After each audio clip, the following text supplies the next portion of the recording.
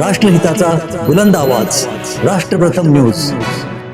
रोहितजी, खरं तर आज 293 अन्वे शेतकऱ्यांच्या झालेल्या अतिवृष्टीमुळे नुकसानाबाबत आज चर्चा होणार आहे। काय नेमकी सरकारकडनं जे पॅकेज जाहीर केलं होतं हे मिळालंय का आणि कुठपर्यंतची जी परिस्थिती आहे ती सांगा।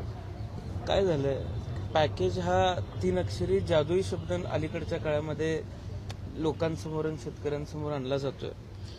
खाली उतरून आज खरी परिस्थिती काय आहे हे बघणं आवश्यक आहे। शेतकऱ्यांना जे पॅकेज दिलं गेलेलं आहे किंवा जे नुकसान भरपाई दिली गेलेली आहे ती नुकसान भरपाई पूरक आहे का हे सुद्धा बघितलं पाहिजे।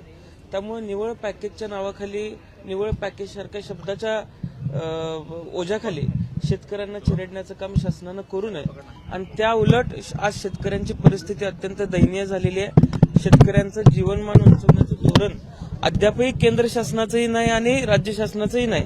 त्यामुळे दूरगामी विचार करून शेतकऱ्याचा विचार शासनानं केला पाहिजे अशी प्रमुख मागणी 293 अन्वये मी करणार आहे। मदतीसाठी केवायसी हे महत्वाचं आहे असं म्हटलं जातं। आपल्या जिल्ह्यातली नेमकी केवायसी संदर्भातली परिस्थिती काय आहे?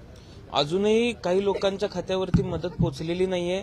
केवायसीची कामं अपूर्ण आहेत, केवायसीची पडताळणी अपूर्ण आहे आणि हे सगळं शासकीय टेक्निकल जे काम आहे ते सुद्धा अपूर्ण असल्यामुळे आज बहुतांश शेतकऱ्यांना अनंत अडचणींना सामोरं जावं लागतंय। आम्ही केवायसीच्या संदर्भामधली मागणी सुद्धा कृषी मंत्र्यांसमोर करणार आहे। खरं तर विविध योजनांची घोषणा तर झाली, मात्र सरकारची तिजोरीत नेमकी परिस्थिती काय आहे आणि त्यामुळेच ह्या सगळ्या मदती पोहोचण्यासंदर्भात उशीर होतोय?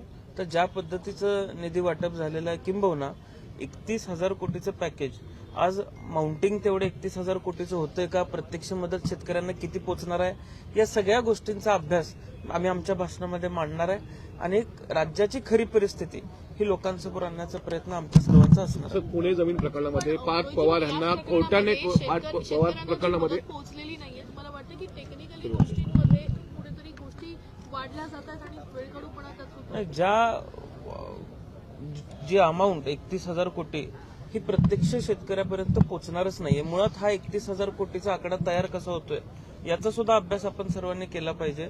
6,500 कोटी ही प्रत्यक्ष मदत कदाचित शेतकऱ्यापर्यंत पोहोचू शकते, इतकंच सध्याचं लिमिट आहे आणि आज शेतकऱ्याची फसवणूक या पॅकेज या शब्दाच्या नावाखाली होऊ नये एवढीच विनंती मी शासनाला करणार आहे। पुणे जमीन प्रकरणामध्ये कोर्टाने फटकारलं असून पार्थ पवारचं नाव अजून गुन्ह्यात का दाखल केलं नाही असं म्हटलेलं आहे। कोर्टाचं काल काय म्हणणं आलंय? काल मला अद्याप त्या संदर्भातची माहिती नाही। मी थोड्या वेळात बघून आपल्याला माझी पण कुठेतरी राजकीय दबाव आहे का केसवरती?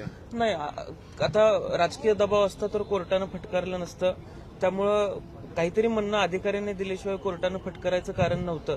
त्यामुळे अधिकारी योग्य पद्धतीनं काम करत असावेत आणि कोर्टानं फटकारलंय याचा अर्थ कोर्ट सुद्धा योग्य पद्धतीने चिकित्सा करत असावं।